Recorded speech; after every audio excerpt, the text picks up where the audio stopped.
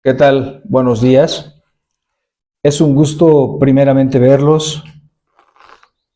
Es un gusto que podamos servir al Señor.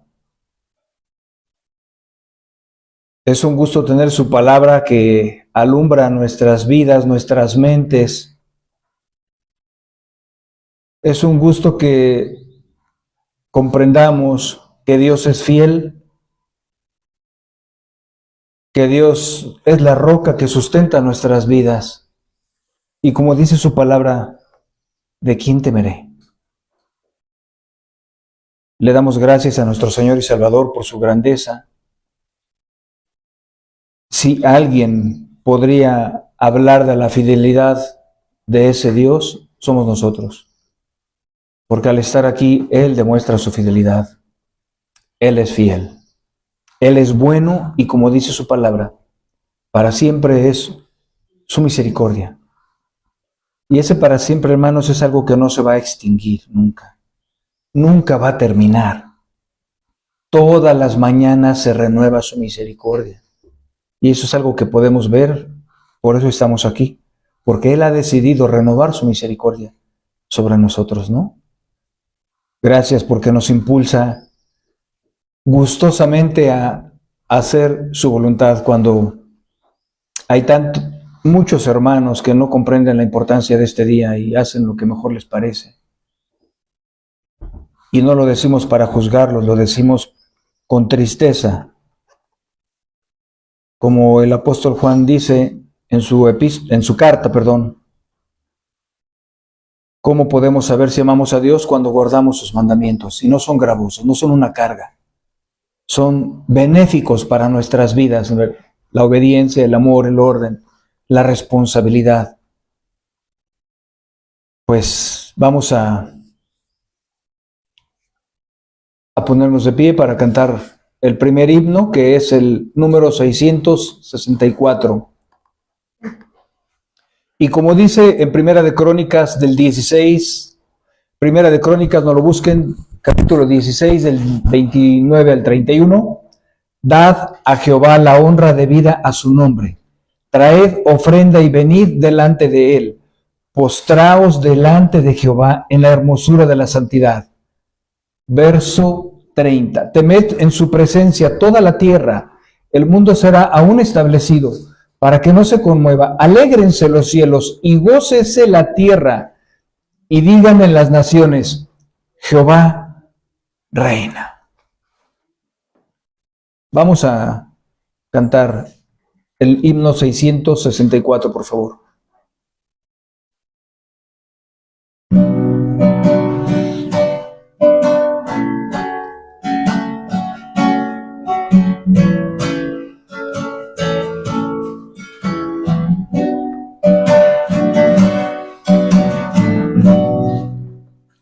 Dar a Jehová la honra debida a su nombre, traed ofrendas, venid delante de él. Dar a Jehová la honra debida a su nombre, traed ofrendas, venid delante de él.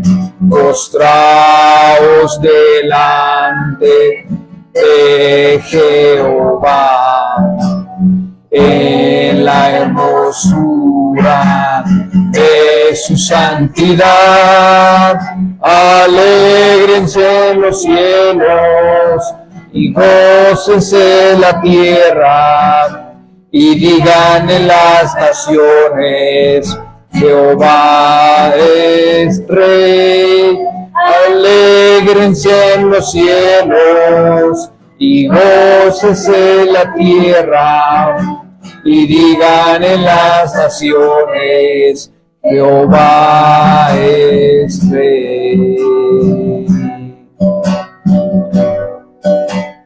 Dar a Jehová la honra debida a su nombre, traed ofrenda y venid delante de él. Dar a Jehová, la honra debida a su nombre. Traed ofrenda y venid delante de él. Postraos delante de Jehová en la hermosura de su santidad. Alégrense los cielos, gócese la tierra, y digan en las naciones: Jehová es Rey. Alégrense los cielos, y gócese la tierra, y digan en las naciones: Jehová es Rey. Jehová es Rey. Jehová es Rey. Jehová es Rey.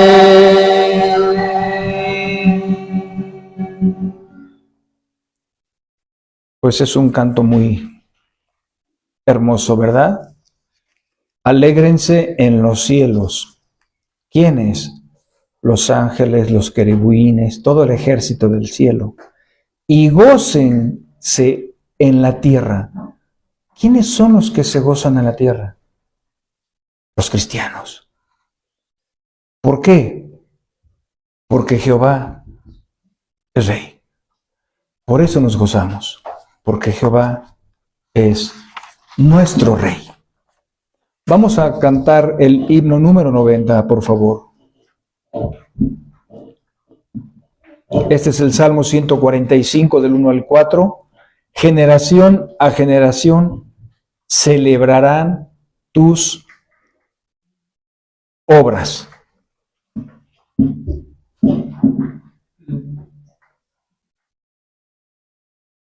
Himno número 90.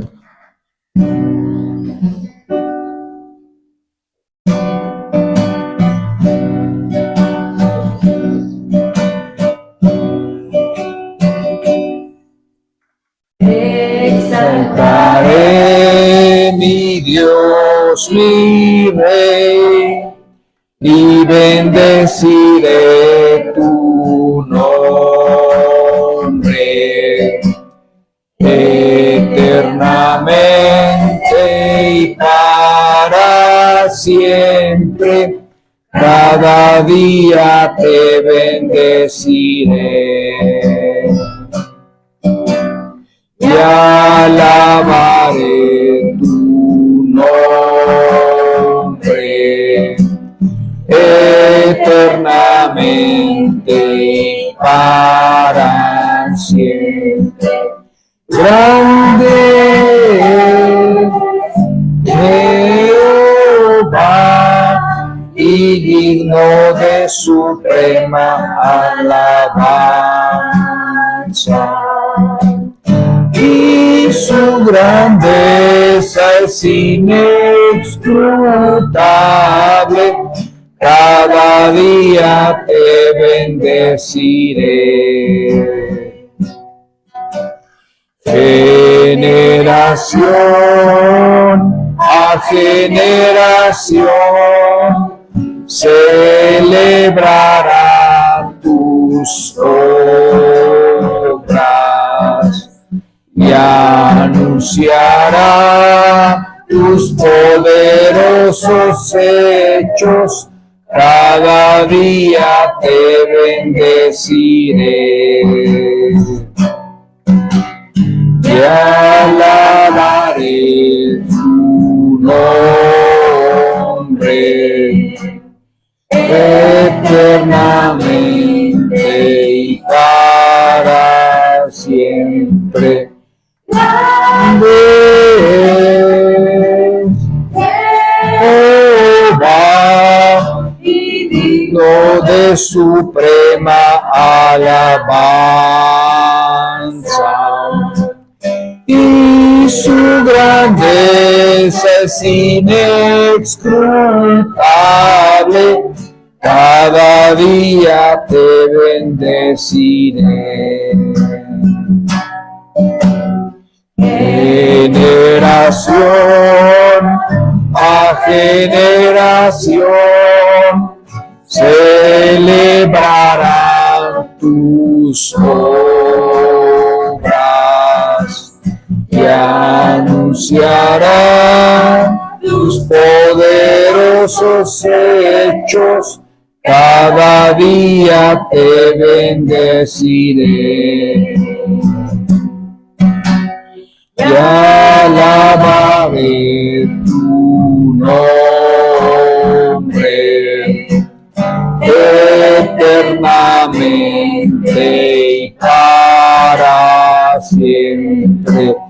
Grande es Jehová, digno de suprema alabanza, y su grandeza es inescrutable. Cada día te bendeciré. Cada día te bendeciré. Cada día te bendeciré. Cada día te bendeciré.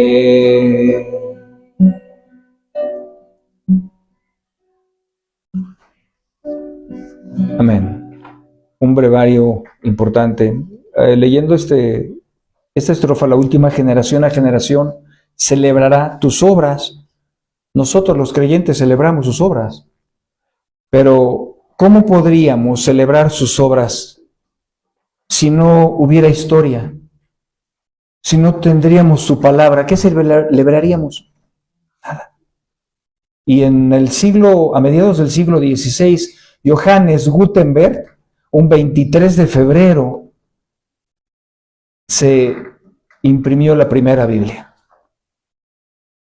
Y eso es maravilloso, celebrar esas obras, donde dijeron, aquí vamos a destruir todas las Biblias que encontremos en todo el mundo. Dios dijo, aquí, en ese mismo lugar donde se dijo eso, vamos a abrir una imprenta para que mi palabra se reproduzca. Esa es una de sus maravillosas también obras. Podemos adorarlo a través de su palabra. Si no la tuviéramos, ¿cómo la adoraríamos? Necesitamos la revelación no solo general, sino la revelación especial. Vamos a continuar con el himno 152, por favor.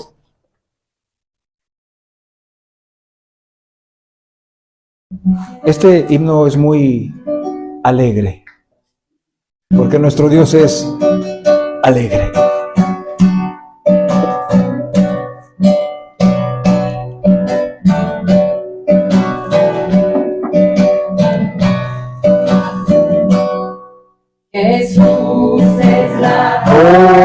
De mi salvación, Él es quien me libra de condenación. Jesús es mi fuerte, mi gran protector. Yo sé que soy hijo de todo su amor. Yo sé que soy hijo de todo su amor.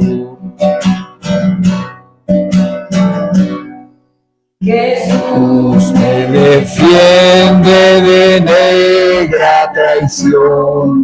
Él lava las manchas de mi corazón.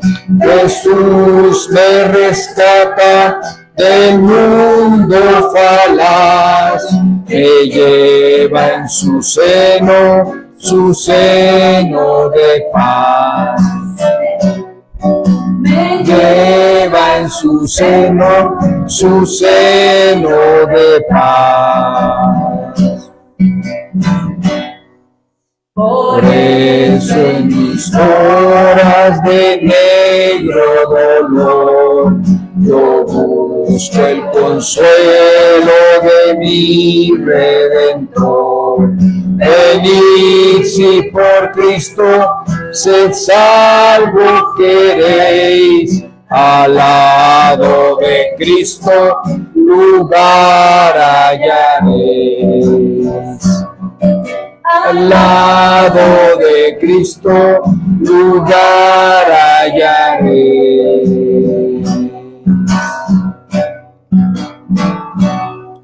Su paz nos ofrece, su paz Él nos da. Aquel que le busca ser salvo podrá. Yo fui mucho tiempo esclavo del mal, mas hoy Jesucristo me dio libertad. Mas hoy Jesucristo me dio libertad.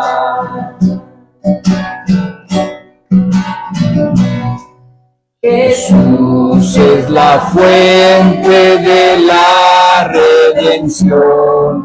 Él sana las llagas de mi corazón.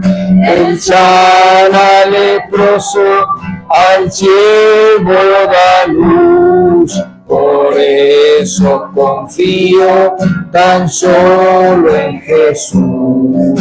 Por eso confío tan solo en Jesús. Por eso confío tan solo en Jesús.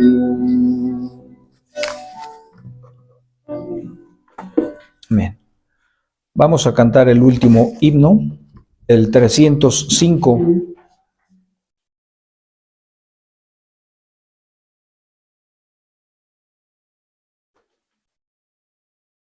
Se llama Ven a los pies de Jesús.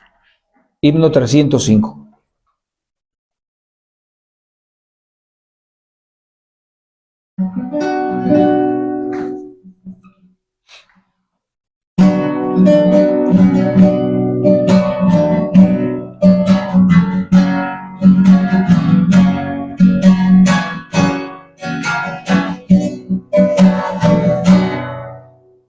Ven a los pies de Jesús. Ven, no desprecies su cruz.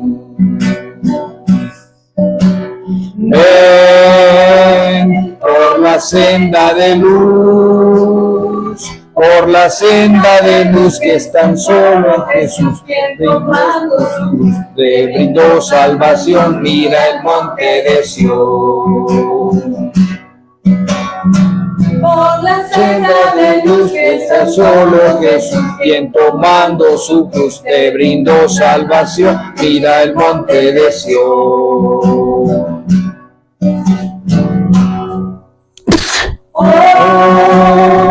Oye la voz del Señor, mira su inmenso dolor.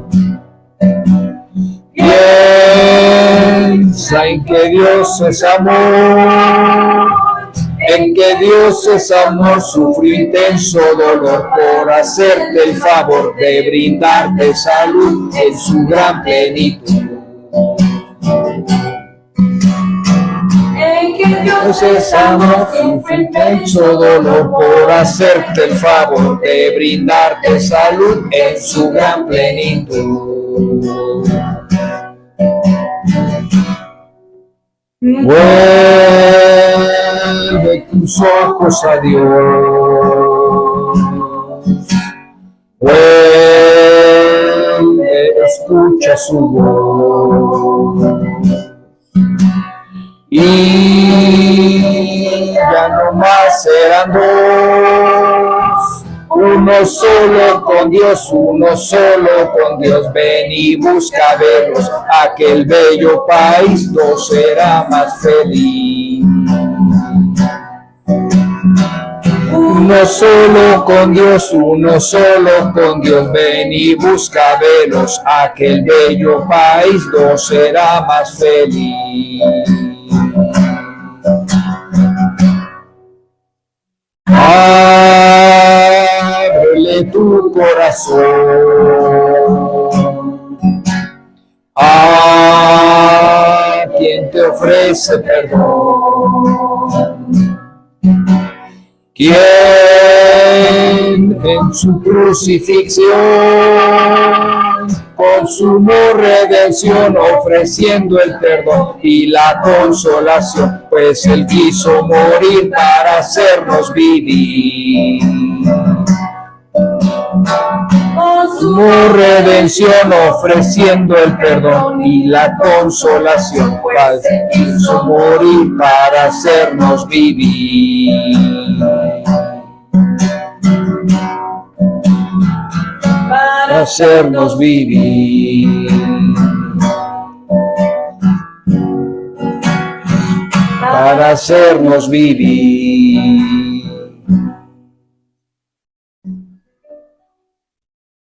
Amén. ¿Pueden sentarse, por favor?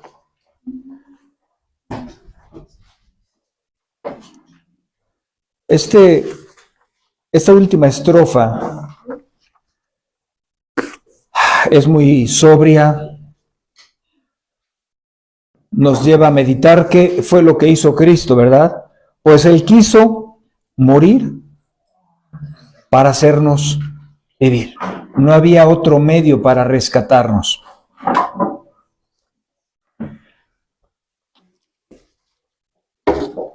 Abran sus Biblias, por favor, en el libro de Primera de Timoteo, capítulo 2. Repito, Primera de Timoteo, capítulo 2, verso 1. Voy a leer del verso 1 al verso 8, ¿vale? Exhorto pues ante todo que se hagan plegarias, oraciones, peticiones y acciones de gracias por todos los hombres, por los reyes y por todos los que están en autoridad, para que podamos vivir una vida tranquila y sosegada con toda piedad y dignidad, porque esto es bueno y agradable delante de Dios, nuestro Salvador, el cual quiere que todos los hombres sean salvos y vengan al pleno conocimiento de la verdad. Porque hay un solo Dios y un solo mediador entre Dios y los hombres, Cristo Jesús, hombre, quien se dio a sí mismo en rescate por todos. Testimonio dado a su debido tiempo, y para esto yo fui constituido predicador y apóstol. Digo la verdad en Cristo, no miento, como maestro de los gentiles en fe y verdad. Por tanto, quiero que en todo lugar los hombres oren levantando manos santas, sin ira ni discusiones. Vamos a orar. Recuerden que vimos la oración congregacional. No implica o no significa que todos, en muchas iglesias, todos oran al mismo tiempo y se genera un desorden, ¿no? Si Dios es Dios de orden, ¿cómo podemos orar congregacionalmente? Cuando yo estoy orando, ustedes deben de estar interviniendo por lo que yo estoy pidiendo, porque como bien somos un cuerpo, Filipenses dicen que todos seamos de un mismo sentir. Y si yo estoy orando por algo, ustedes en sus corazones están orando por lo mismo, y de esa manera, unificados, estamos orando congregacionalmente. Eso es la oración congregacional. Acompáñenme a orar, por favor. Primero queremos reconocer que si estamos aquí es por la obra de tu Hijo. Y en verdad es un orgullo que estemos en Cristo. Es un privilegio, un honor que nos brindas estar en Cristo, porque en Cristo tenemos plenitud, en Cristo tenemos gozo, en Cristo tenemos eternidad, en Cristo tenemos confianza. Te damos las gracias porque si estamos aquí es por tu palabra que nos iluminó, nos alumbró, y es el lugar donde no solo debemos estar, es el lugar donde queremos estar. Gracias por mis hermanos que fielmente se reúnen para poderte adorar, no solo al cantarte con todo su corazón, sino al interesarse en tu palabra. Gracias porque hoy vas a hablar. Gracias porque esta reunión estaba destinada desde hace miles de años. Prepara nuestros corazones. Ayúdanos a conocer tu voluntad y hoy la vas a revelar, hoy la vas a expresar. También te rogamos por nuestros hermanos que predican una doctrina saludable. Asísteles porque no somos suficientes. Más bien somos dependientes. Somos débiles predicadores, Señor. Gracias por el honor que no merecemos de que nos permites exponer tu palabra delante de tu iglesia.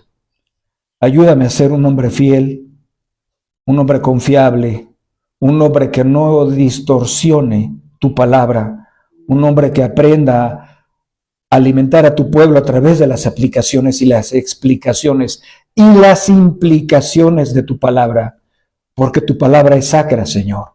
Ayúdanos a venir con un corazón reverente, pero también queremos no dejar pasar por alto que nos perdones cuando no seamos fieles. Síguenos motivando a cada vez ser más fieles, a cada vez ser más amorosos, a cada vez ser más justos, a cada vez ser más íntegros, más dueños de nosotros mismos, de lo que pensamos, de lo que decimos. Ayúdanos a ser responsables de lo que decimos, de lo que hacemos y de lo que pensamos. No estamos interesados en culpar a nadie por lo que hacemos. Gracias porque tenemos una gran responsabilidad por cuanto estamos delante de tu presencia. Amado Dios, en la misma responsabilidad que yo tengo, es la misma responsabilidad que tienen nuestros hermanos en Costa Rica. Y hoy intervenimos por ellos para que tú les des la gracia y puedan alimentar a la Grey con fidelidad, con amor, con pasión, con el deseo de que la iglesia crezca para que te pueda servir mejor y te podamos representar digna y fielmente en esta sociedad corrompida, oh Padre. Gracias, amado Dios, por tantas bondades que tienes para nosotros, tantas misericordias. No queremos dejar pasar por alto ninguna de tus misericordias. Gracias por la salud, por los conflictos, por tu palabra, por los hermanos. Y aún gracias por lo que no serían problemas, porque tenemos tu palabra a la cual tenemos que estar atentos como una antorcha que alumbra nuestro corazón. Es el medio de gracia para que tú has dejado para resolver los conflictos. Sé tú adorado dignamente hoy como lo que tú eres para nosotros. Gracias, oh Padre amado, en el nombre de Jesús. En el nombre de Jesús te lo pedimos. Y lo decimos con comprensión de lo que implica ese nombre. Amén y amén. Pues ya que estamos en esta epístola, es la segunda parte porque no terminé la primera parte hace 8 días pensando que sí, pero para ser honesto, yo no le había comprendido muy claramente y decía, bueno, pues es que hay que orar por las autoridades y ya, pero no había comprendido en mi corazón. Lo había hecho por obediencia, pero no lo había hecho con comprensión. Y meditando en ello, dices, a lo largo de la historia podemos observar cómo la autoridad en cualquier ámbito es esencial, es sumamente importante, es el eje. Y lo podemos ver reflejado en una familia obviamente tradicional, no como las familias que hoy nos quieren imponer, ¿verdad? De 2 hombres en un hogar, no. En una familia tradicional, y cuando digo eso me refiero a lo que Dios estableció como familia desde Génesis, hombre y mujer. Pero Él dice varón y hembra, ¿verdad? No 2 varones o no 2 hembras. En esa familia tradicional hay 2 autoridades, papá y mamá.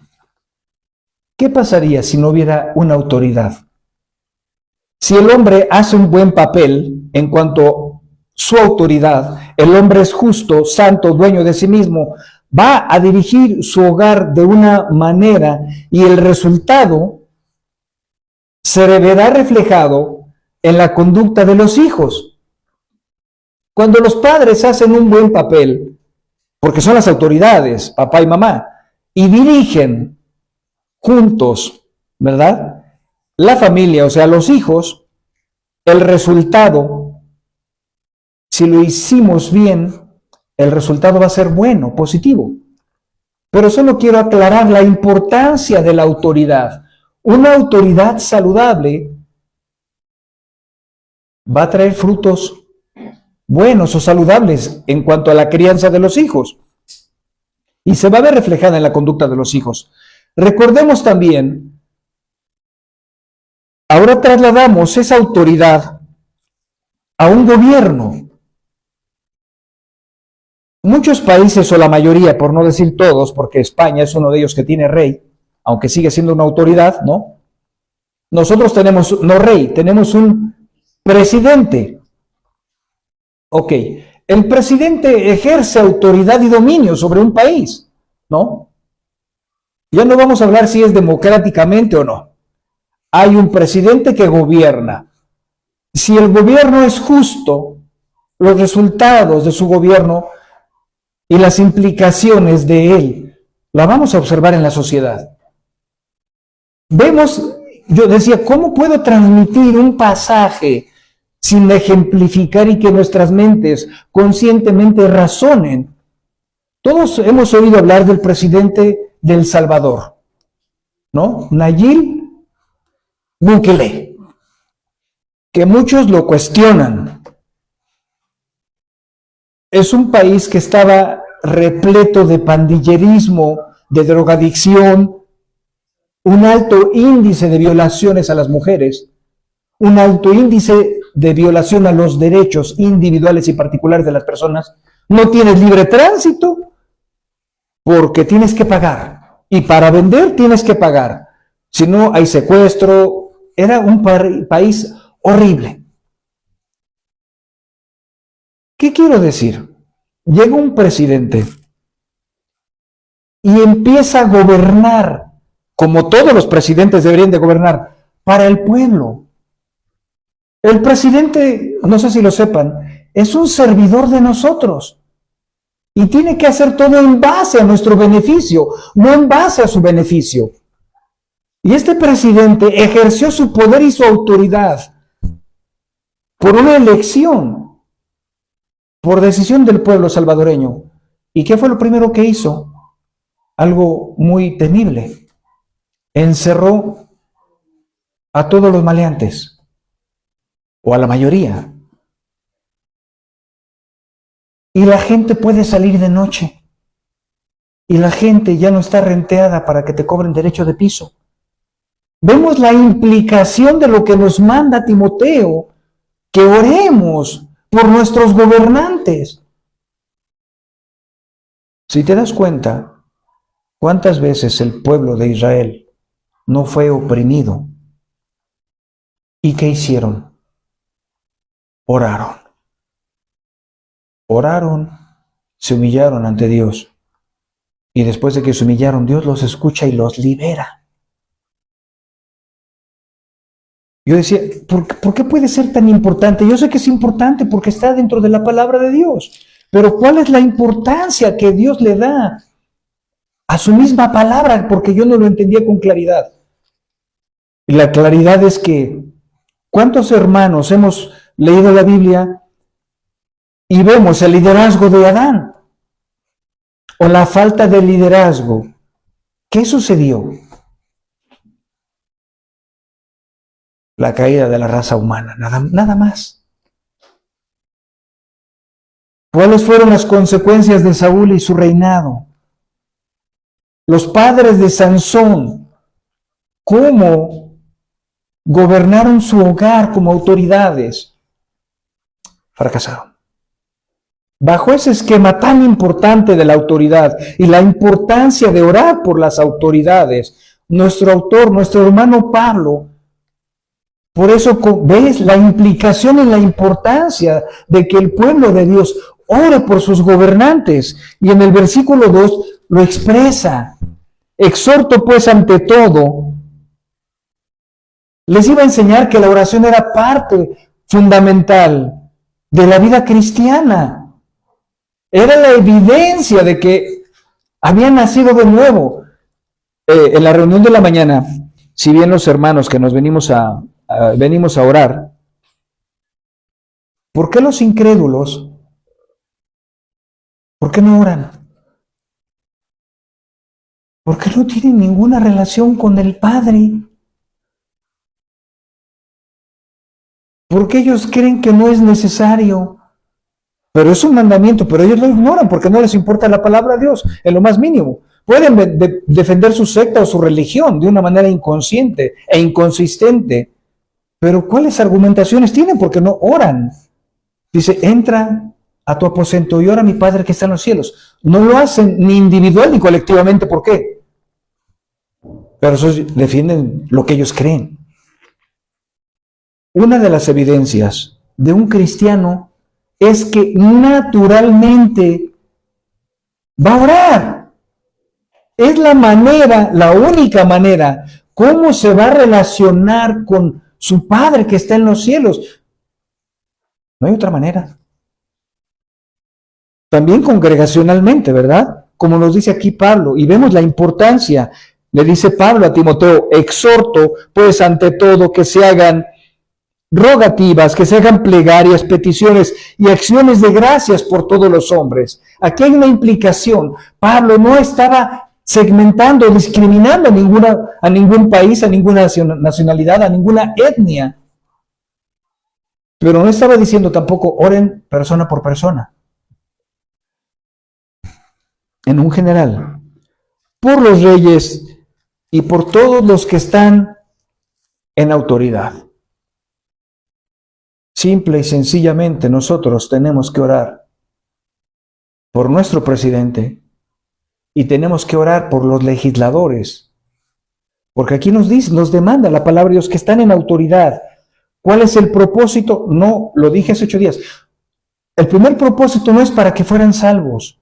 El primer propósito nos conviene a nosotros para que podamos vivir una vida tranquila y sosegada, con toda piedad y dignidad. Y eso nos conviene como ahorita. ¿Por qué? Porque tenemos un libre culto. Eso es necesario. Esa es la voluntad de Dios para las iglesias cristianas. Orar, que cada iglesia ore por sus autoridades. ¿Cómo vamos a orar? Rogándole a Dios que intervenga en las decisiones del presidente. Que sea justo, que sea equitativo, que sea fiel a lo que se comprometió en campaña, aunque tú y yo sabemos que no es así, ¿verdad? Pueden prometer 400 puntos y solo cumplen 3. Pues nosotros tenemos que orar por ellos, para que Dios les dé luz, les ilumine, ataque la delincuencia, ¿verdad? Haya un sentido real de justicia. Mira, uno de los, ¿cómo lo puedo decir?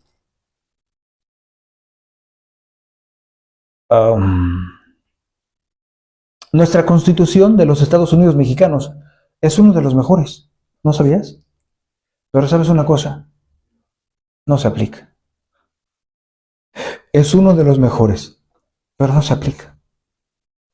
¿Por qué? Por la corrupción del hombre. Y Pablo, nada despistado, manda a Tito implementar esto en las oraciones grupales. Oren por los gobernantes, para que vivan quietamente, tranquilamente, sosegadamente, para que haya verdadera justicia. ¿Por qué? El por qué tenemos que preguntar el por qué.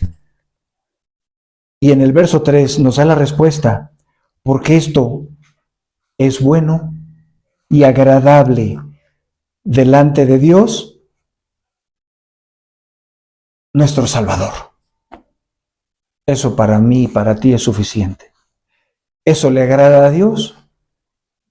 Entonces nos vamos a mover en ese sentido. Esto le estaba diciendo Pablo a Timoteo. Como le agrada a Dios, esto lo vamos a promover.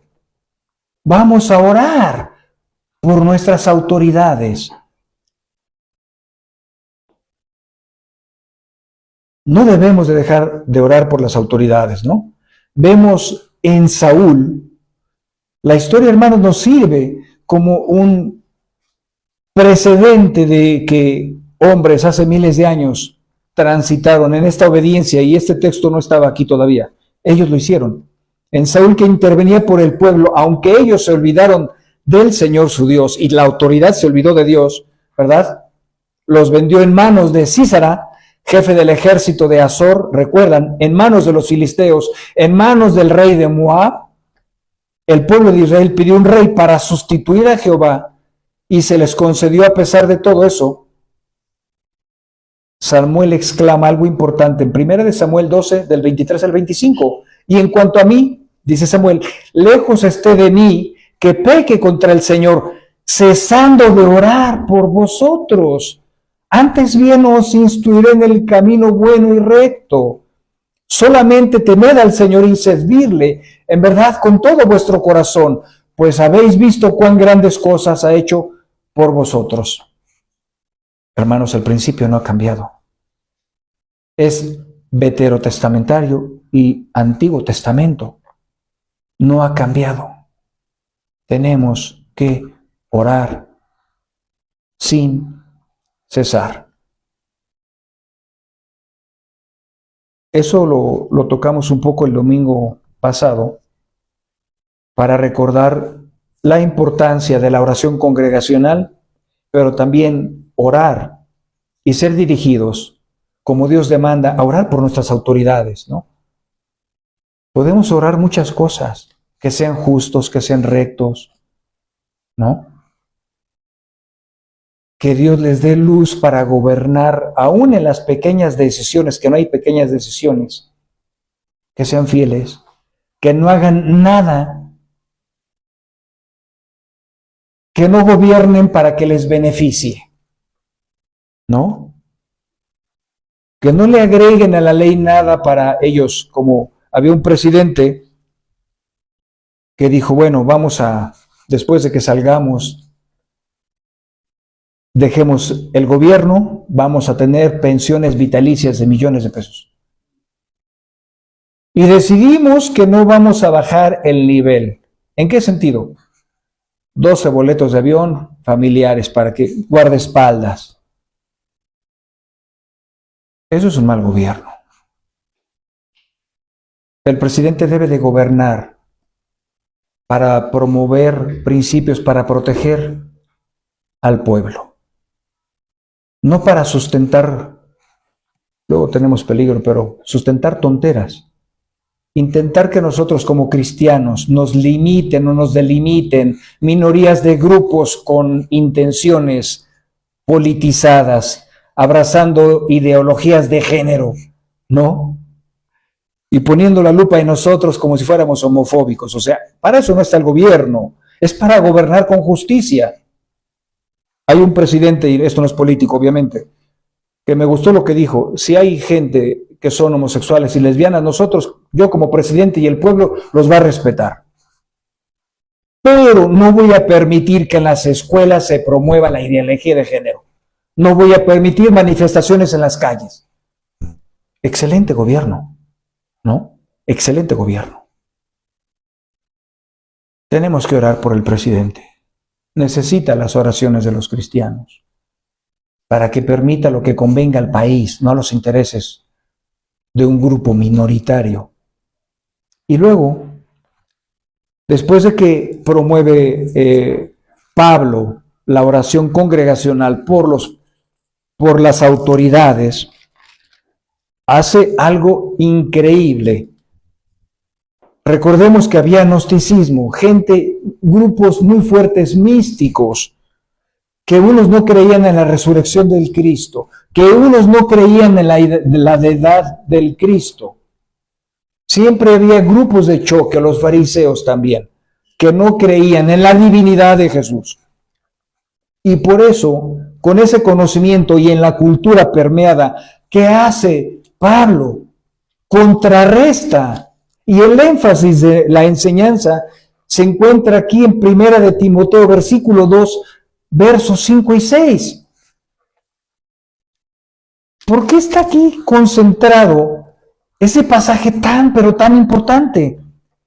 Dice, porque hay un solo Dios y también un solo mediador entre Dios y los hombres, Cristo Jesús, hombre, quien se dio a sí mismo en rescate por todos, dando testimonio a su debido tiempo, y para eso yo fui constituido predicador y apóstol. Digo verdad en Cristo, no miento. Hay un solo Dios. Y Dios, ¿por qué lo dijo? Porque muchos grupos adoraban a diferentes o diversos dioses, como hoy en día quieren adorar a diferentes dioses, ¿no? ¿Qué hacía Pablo? Contrarrestaba. Estaba dejando en clara las doctrinas importantes. Hay un solo Dios. No es Dios de griegos, no solo es Dios de judíos, no solo es Dios de gentiles, ¿no? Hay un solo Dios. Quiso dejar clara la enseñanza. En Romanos 3:30 dice algo similar, parecido y lo mismo. En verdad, Dios es uno. Las palabras de Pablo a los romanos. Dios en verdad es uno. No solo es Dios de judíos, no solo es Dios de griegos, no solo es Dios de gentiles, Dios de alemanes, Dios de franceses, Dios de chinos, ¿no? Porque si recuerdas, en la India adoran a los animales. ¿Qué está dejando claro Pablo? Hay un solo Dios. Pero así, hermanos, como hay un solo Dios, y es algo que no se va a rebajar, es algo que no se va a prostituir. Esa es la estabilidad de la iglesia, es una doctrina primaria. También con ese celo se predica que hay un solo mediador. Recordemos que hay un grupo muy fuerte en nuestro país, en Latinoamérica, que son el grupo de los católicos, y ellos dicen, es que la corredentora, y es que la Virgen de Guadalupe es Madre de Dios. Bueno, si hay pasajes que hemos visto nosotros, que Dios es eterno, ¿cómo podría ser la Virgen de Guadalupe madre de alguien eterno? Necesitaría ser coeterna. No, y no es coeterna. Ella tuvo un principio, como un ser humano común y corriente virgen, sin relaciones sexuales. Es que otros dicen, no, es que en cada país, como cultura, hay diferentes dioses. Pues entonces también hay diferentes intermediarios, diferentes intercesores. No, Pablo está dejando claro algo, una doctrina sólida. Solo hay un Dios y también hay un solo mediador entre Dios y los hombres. Porque a veces la gente cree que la Virgen de Guadalupe está en medio entre Dios y Jesús. Y ella está intercediendo como un sándwich en medio. No, ella no puede hacer eso, no tiene ni la capacidad de hacer eso. A ti y a mí nos parece algo ridículo, ilógico, irónico, pero no a los católicos. Por eso le dicen, ella es la corredentora. ¿Qué está estableciendo Pablo? Una estructura firme teológica y universal. ¿Qué quiere decir universal? Que es en todos lados. Aún en la India, esto es universal.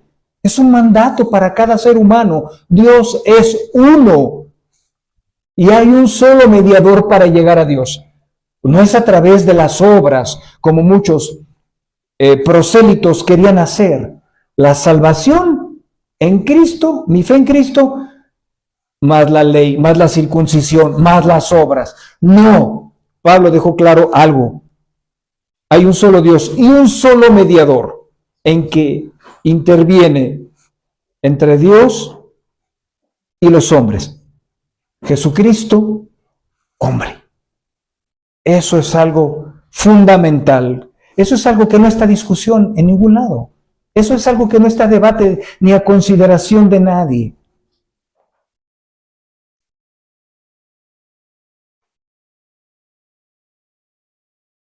Jesucristo, hombre. quien se dio, pero no solo Pablo nos dice que hay un solo mediador. La Biblia es clara y nos enseña qué fue lo que hizo ese mediador. Se dio a sí mismo en rescate por todos. Y cuando dice todos, no está hablando que Jesús se dio en rescate por cada ser humano que ha nacido, porque lo he enseñado, eso es universalismo. Jesús no murió por cada persona que ha nacido. Eso es universalismo. Cuando dice que se dio así en rescate por todos, es que no hizo acepción de personas en cuanto a países. Murió también por chinos, murió por alemanes, murió por mexicanos, murió por europeos, pero no está especificando el pasaje que murió por cada persona que nace, porque si muere por cada persona que nace cree. Creería en Cristo, es una obviedad. Y la gente no todos creen en Cristo. Testimonio dado a su debido tiempo. Pablo tenía en mente, cuando dice esto, testimonio dado a su debido tiempo, Pablo tenía en mente, te lo aseguro, a Adán. En 1 Corintios 15, 21, 22 dice, porque ya que la muerte entró por un hombre, por Adán, también por un hombre vino la resurrección de los muertos. Porque así como en Adán todos mueren, también en Cristo todos serán vivificados. Pero ese todos serán vivificados, vuelvo y repito, no se refiere a cada persona, se refiere a la gente que ha puesto su fe en Cristo.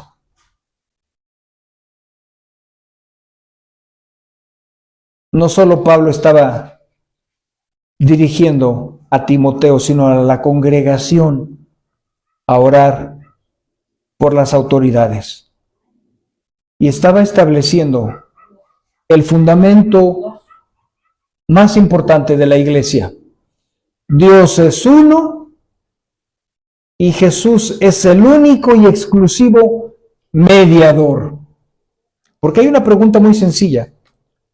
¿Por qué tendría que ser María la corredentora? Si el que murió fue Jesús. Y si Jesús murió, ¿no tendría el derecho de ser el corredentor? ¿O el salvador o el mediador? Ella no derramó su sangre, pero Jesús sí derramó su sangre. Y eso le dio todo el poder y toda la autoridad. En Primera de Reyes 8:22, versículo 1, dice, entonces Salomón se puso delante, hay algo más. Me estaba saltando algo que dijo Pablo. Cuando dice, aquí malinterpretamos el pasaje.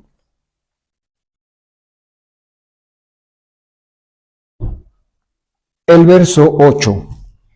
Por tanto, quiero que en todo lugar los hombres oren levantando manos santas sin ira ni contiendas. Y si lo tomamos literalmente el pasaje, vas a ir en el metro orando y levantando las manos santas sin ira ni contiendas ni discusiones. ¿No? Eso no está diciendo Pablo.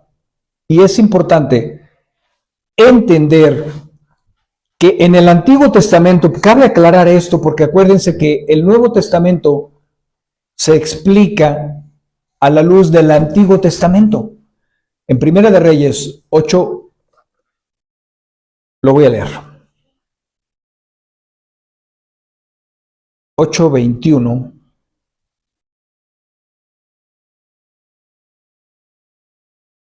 Primera de Reyes,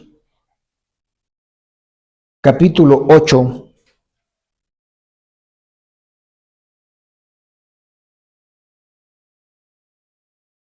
(22) Entonces Salomón se puso delante del altar del Señor en presencia de toda la asamblea de Israel y extendió las manos al cielo. En el Antiguo Testamento era común que el liderazgo pudiera hacer eso o pudieran adorar a Dios de esa manera.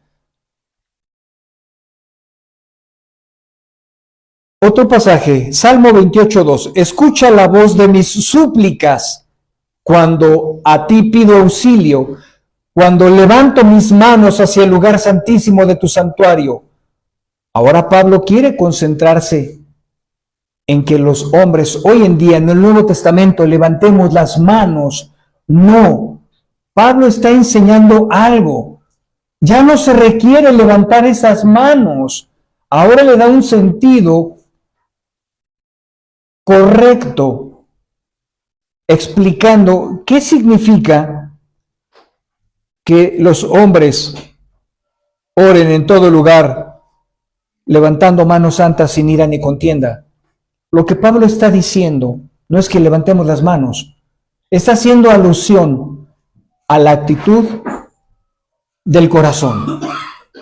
Y eso es lo mismo que vemos en 1 de Pedro 3:4, sino que sea yo el interno con el adorno incorruptible de un espíritu tierno y sereno, lo cual es precioso delante de Dios.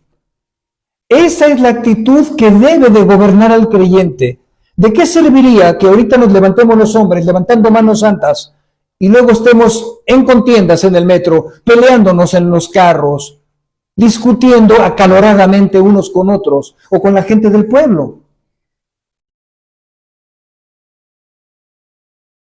Debe de haber, hay congruencia en eso. Lo que a Pablo le preocupaba no era que levantaran las manos y después tuvieras un carácter incontenible, inestable. Lo sustituye, no levantes las manos. Trabaja con tu corazón.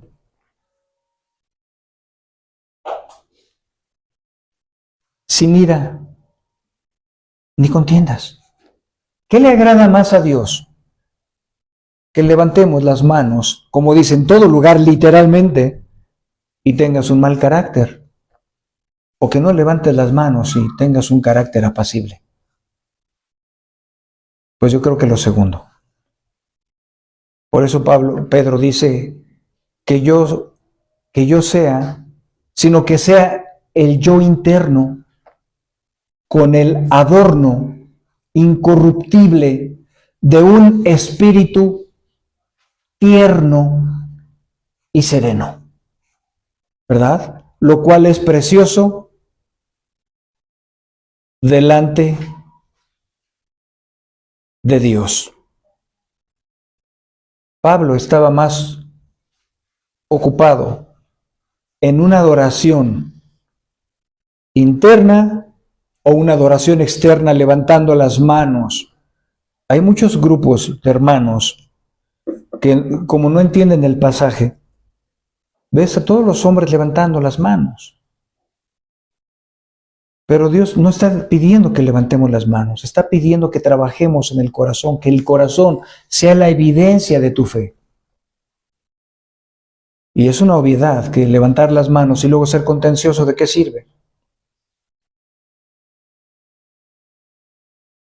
Y es ahí donde Pablo quiere que se trabaje. Que en la congregación no haya iras, no haya discusiones, pero sabemos que las va a haber, ¿verdad?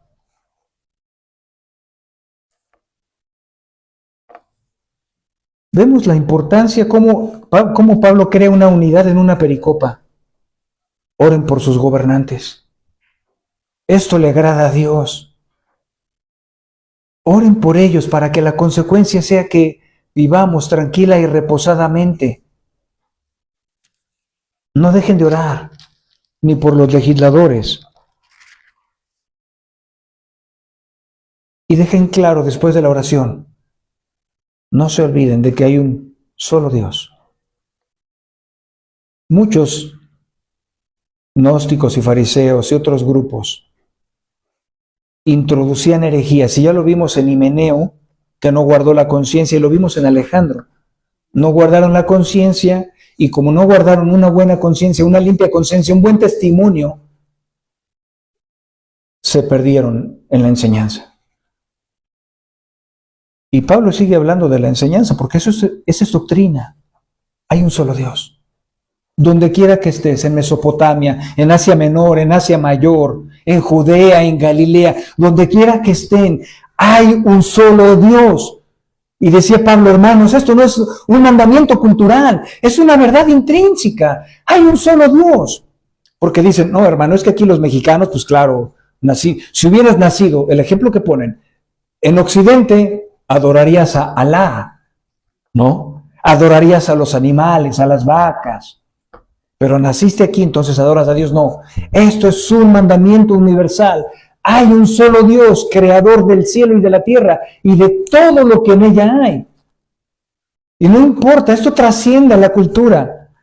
Y también como hay un solo Dios, hay un solo mediador entre Dios y los hombres. Jesucristo, hombre. La función de este Jesucristo, hombre, es la más importante. Quien se dio a sí mismo en rescate por todos.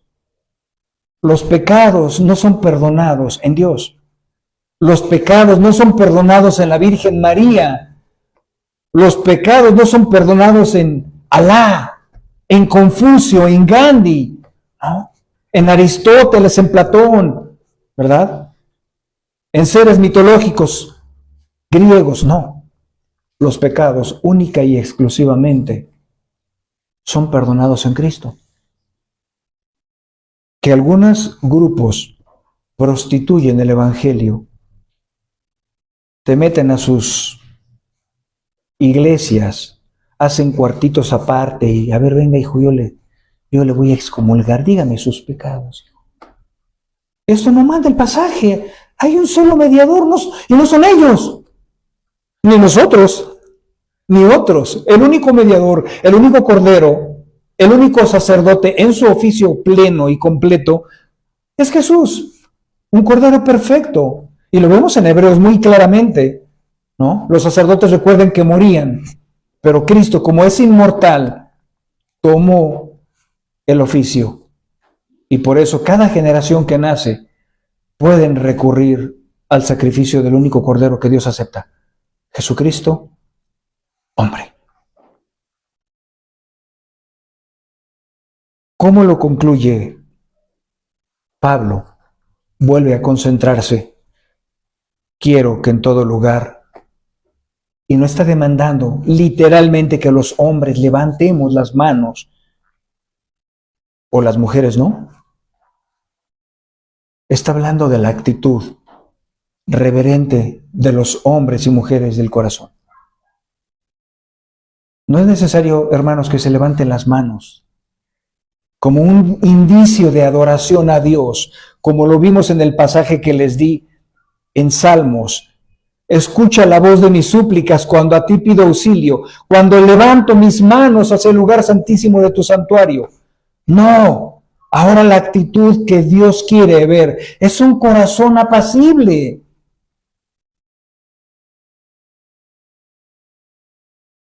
Es que trabajemos con nuestro corazón. ¿Cómo cierra la carta Pablo? ¿Cómo la concluye? Demando que los hombres sean apacibles. Pero parece incongruente. ¿Por qué?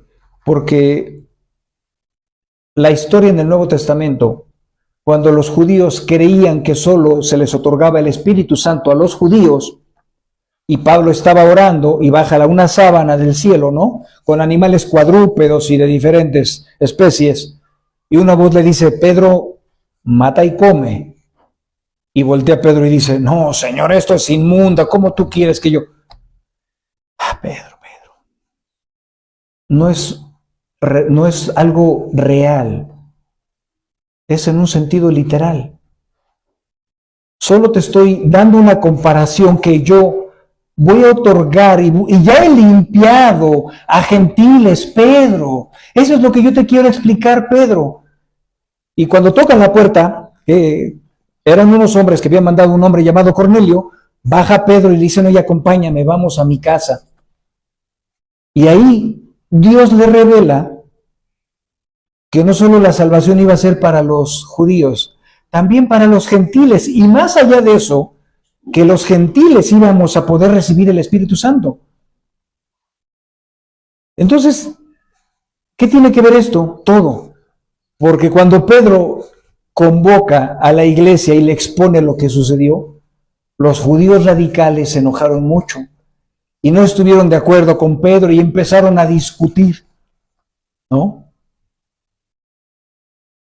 ¿Qué sucedió? Que tuvieron que bajar los ancianos de Jerusalén y de Judea a resolver el conflicto. ¿Hubo discusión? Sí. Pero no era la manera habitual en la que ellos resolvían los problemas. ¿No? Y no está diciendo Pablo que nunca va a pasar. Lo que Pablo está diciendo es que evitemos levantar las manos y que trabajemos en nuestro corazón.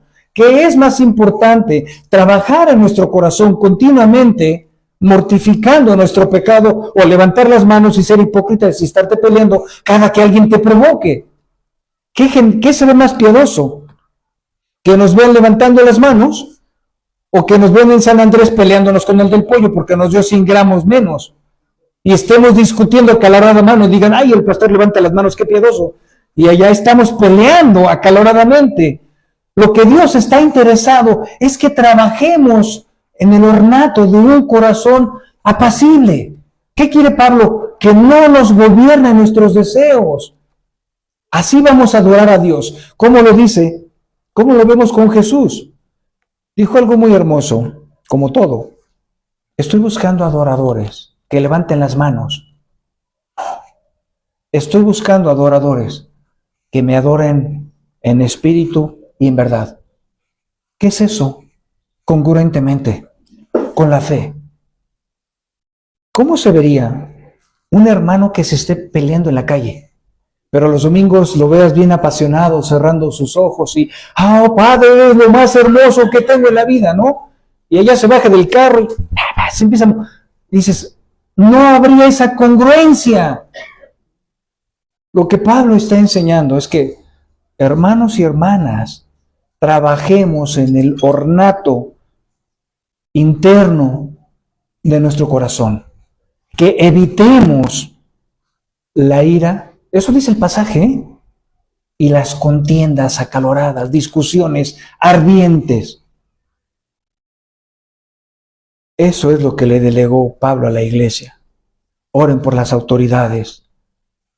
Y no permitas, Timoteo, bajo ninguna circunstancia, que entren maestros infiltrados a destruir la divinidad de Cristo. Bajo ninguna circunstancia. Hay un solo mediador, ese es Cristo. Y también, como hay un solo mediador, hay un solo Dios. Cuando Pablo entra en el areópago, dice la palabra de Dios que se enardeció su espíritu. Pero eso no llevó a gritarles, a estar todo airado, furibundo, enojado, agresivo. Pero sí se enardeció por dentro su espíritu de celo. ¿Cómo es que están adorando estas cosas? Pero él, inteligentemente, en el altar que faltaba, que no había nada, dijo, lo que falta aquí es lo que yo les vengo a enseñar. Lo que falta aquí es el Dios que creó los cielos y la tierra y todo lo que le hay. Pero ustedes no le conocen, yo vengo a predicar a ese Dios. Y Jesús y empezó a predicarles el Evangelio. Ese es el propósito de la carta. Defender la deidad de Jesús. Defender la unidad de Cristo con Dios. Hay un solo Dios. Y trabajar en nuestro corazón para evitar las iras y las contiendas. No dejar de orar por las autoridades. Y no solo la autoridad puede ser el presidente, ¿no? La autoridad son nuestros padres. La autoridad es el patrón, ¿no? El que resiste a la autoridad, aguas. A lo establecido por Dios, resiste. Y el que resiste a la autoridad que Dios delega, acarrea condenación para sí mismo. queremos vivir sosegadamente, queremos vivir en piedad, tenemos que orar por nuestras autoridades. 2, tenemos que defender la doctrina cristocéntrica de que el único mediador es Jesús, no hay más. Aquí no aceptamos que hay corredentoras, no aceptamos historietas baratas, sin ningún fundamento en la palabra de Dios. No importa quién sea, hay un solo Dios. Así es que me pueden ayudar a los elementos para compartir la cena del Señor. ¿Me puedes ayudar con los elementos, por favor?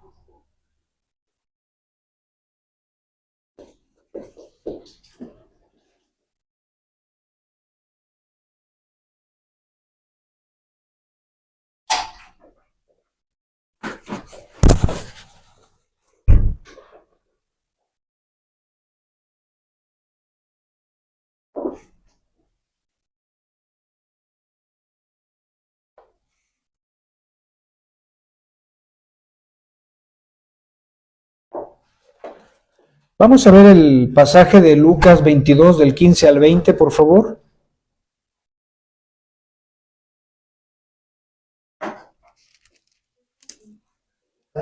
Lucas 22, del 15 al 20.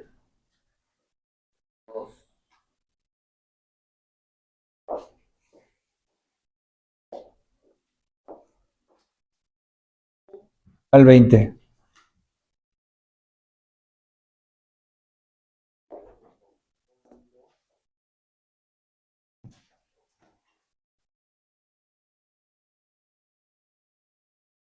Y les dijo, ¿quién les dijo? Jesús.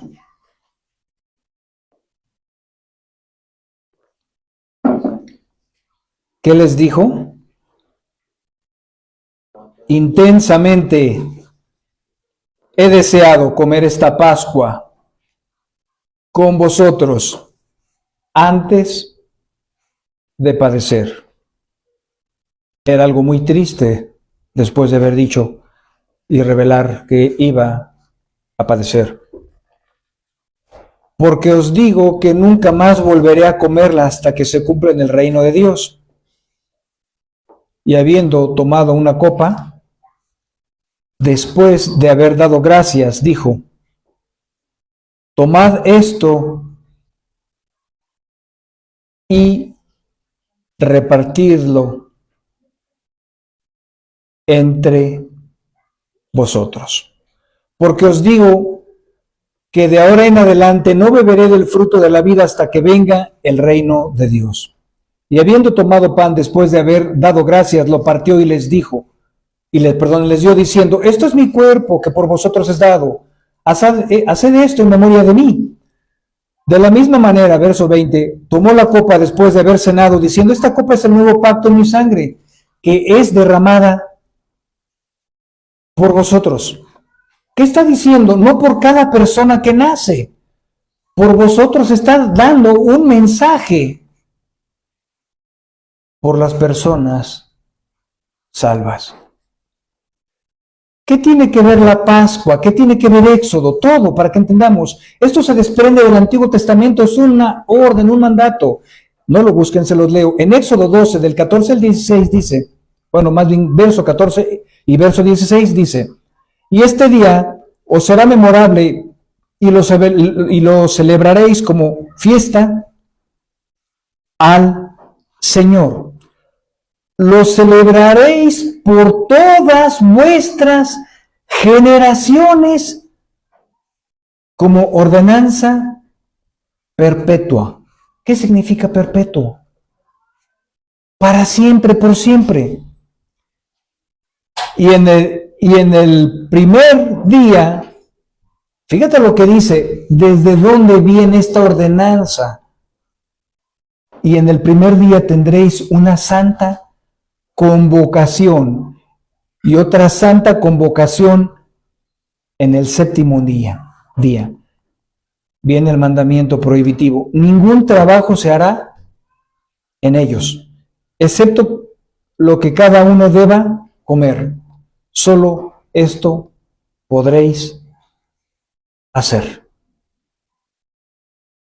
En Mateo 20:28, así como el Hijo del Hombre no vino para ser servido, sino para servir y para dar su vida en rescate por muchos.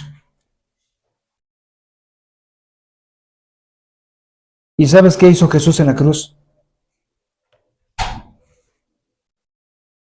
Servirnos. Servirnos. ¿Sabes quién fue el anfitrión en la cena del Señor? ¿Quién sirvió a los que Él había salvado, a los que Él había elegido? Él mismo. Él mismo. Y si recuerdas cuando le lava los pies a Pedro, era una costumbre en el Medio Oriente. Y Pedro no quería. Es necesario que te dejes hacer esto. Si no, no vas a tener parte ni suerte conmigo. Lávame todo, Señor. ¿No? El servicio es indispensable y Jesús fue el anfitrión. ¿Qué les reveló? Antes de que yo padezca, tengo tantas ganas de que ustedes participen de mi cuerpo. ¿Por qué? Porque es importante, como lo hemos dicho, esto no es la transustanciación. ¿Qué significa esto? Que cuando lo vas a comer, se convierte literalmente, como la Iglesia Católica lo dice, en el cuerpo del Señor. No, no se convierte en eso. Es un simbolismo, pero tiene mucho poder, porque nos hace recordar Cristo que el pan prefigura su cuerpo. ¿Para qué? Para que comprendamos su obra cada que lo tomemos. Que comprendamos que si estamos aquí hoy fue porque Él se sacrificó. Él murió para darnos vida. ¿Cuál es la alusión que impresiona? Mi cuerpo va a ser partido.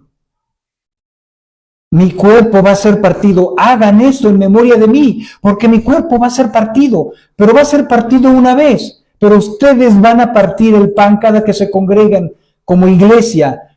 Partan el pan para que recuerden que mi cuerpo fue partido. Y dice, hagan esto en memoria de mí. ¿Por qué lo hacemos?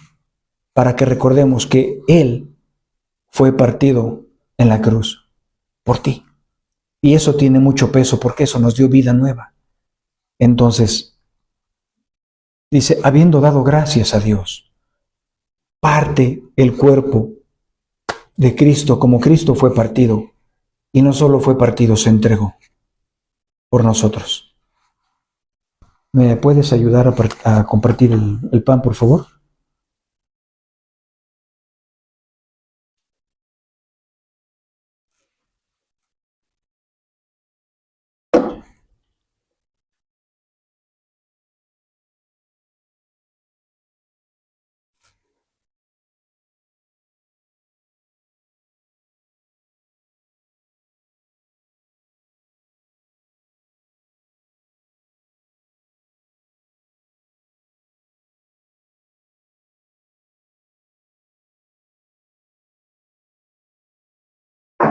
Les dice a los discípulos, cuando les va a enseñar la institución de la Cena del Señor, les dice, intensamente he deseado comer esta Pascua con vosotros antes de padecer. Yo también creo, hermanos, y al igual que ustedes, que nosotros también intensamente deseamos participar de su cuerpo y de su sangre.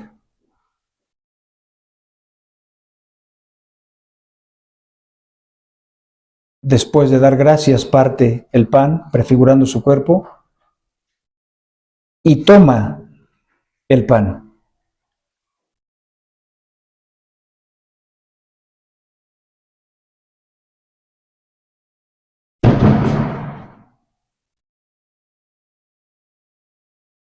Y después de participar del pan, participar también del vino, y tomamos el vino.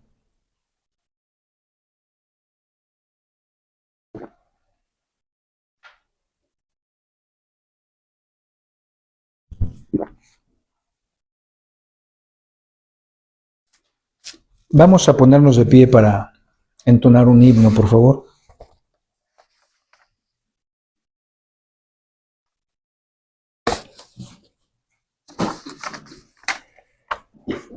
El himno 164, diagonal 313. Oh, qué inmenso amor.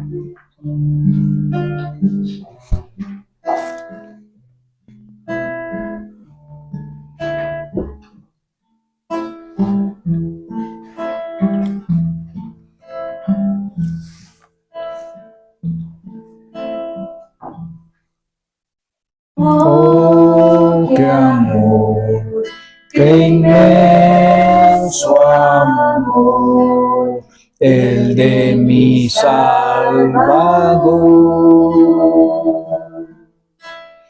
Oh, qué amor, qué inmenso amor, el de mi Salvador.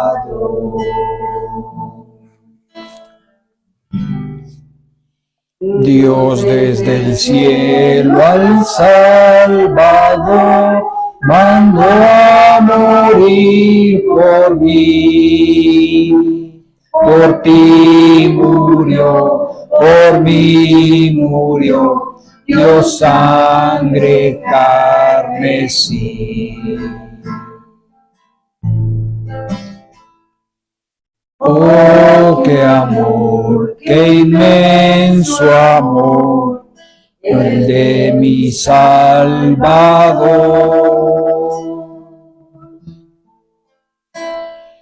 Oh, qué amor, qué inmenso amor, el de mi Salvador.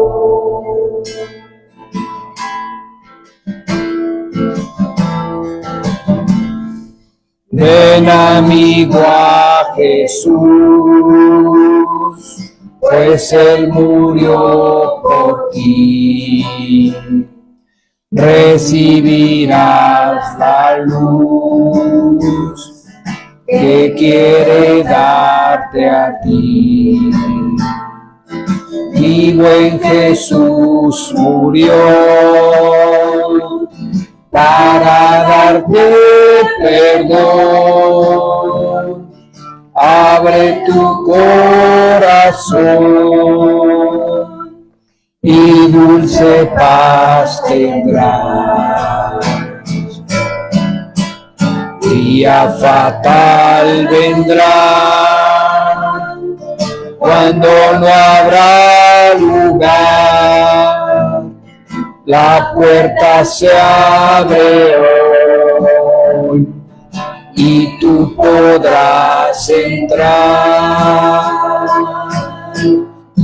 Más gracia ya no habrá, pues despreciaste hoy. Acepta, pecador, la salvación de Dios.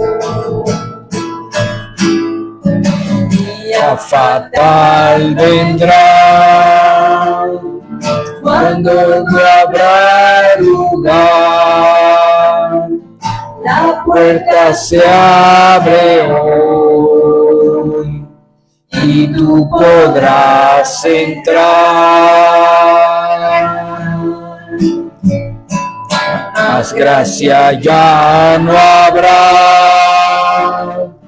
pues despreciaste hoy. Acepta, pecador, la salvación de Dios.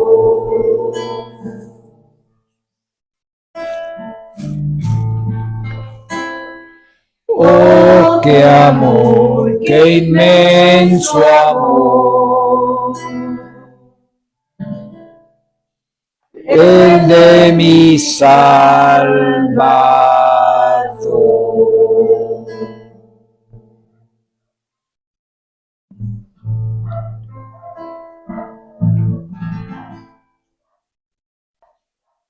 Amén. Aún en este canto, soberanamente Dios, con todo el amor, nos deja ver claro algo. Día fatal vendrá cuando no habrá lugar. ¿Para qué? ¿Lugar para qué? Para el arrepentimiento. La puerta se abre hoy y tú podrás entrar. Hay una obviedad. Cuando la puerta está cerrada, ¿cómo vas a poder entrar? Jesús dijo, yo soy la puerta de las ovejas. Jesús dijo, hay dos puertas. La puerta ancha que lleva al camino de la perdición, en la cual muchos transitan, y su fin es la perdición eterna. Hay una puerta angosta. Hoy también Jesús dice, la puerta se abre hoy, y tú podrás entrar. Es una invitación al arrepentimiento, a la reconciliación con el Dios creador. Más gracia ya no habrá, pues despreciaste hoy, acepta pecador la salvación de Dios. Pregunta, ¿cuántas personas no están escuchando hoy el Evangelio y que ya han venido aquí? Muchas. ¿Por qué? ¿Porque ellos no quieren o porque Dios no quiere? ¿Quién es el que abre la puerta? Hay un tiempo de visitación. No todos los días, hermanos, en verdad, está la puerta abierta. Dios la cierra porque despreciamos a su Hijo. ¿Y qué hace Dios? Reacciona cerrando la puerta. Ya no hay lugar para el arrepentimiento. Lo siento. Es cuando Dios llama al pecador al arrepentimiento. El pecador no puede venir por sí mismo a buscar a Cristo. No puede venir por sí solo a buscar a Dios, porque está muerto. Y necesita que se le infunda el Evangelio, se le comparta el Evangelio para que hoy sea el día de la visitación. Por eso dice, día fatal vendrá cuando no habrá lugar. Ya no va a haber tiempo, aunque quieras. La puerta se abre hoy, pero hoy tú podrás entrar. Más gracia ya no habrá, se acabó. Porque despreciaste hoy, acepta pecador la salvación que Dios quiere otorgar. ¿Puedes apoyarme con la ofrenda, por favor?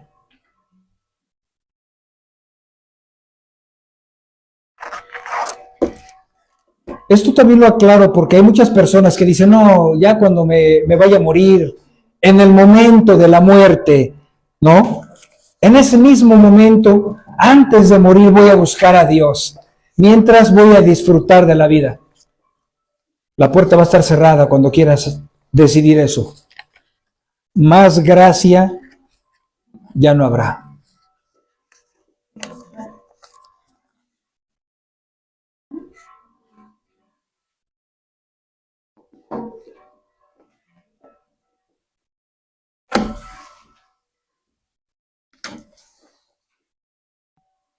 Como ya entendimos la oración congregacional y grupal, pues vamos a orar para terminar, despedir la reunión.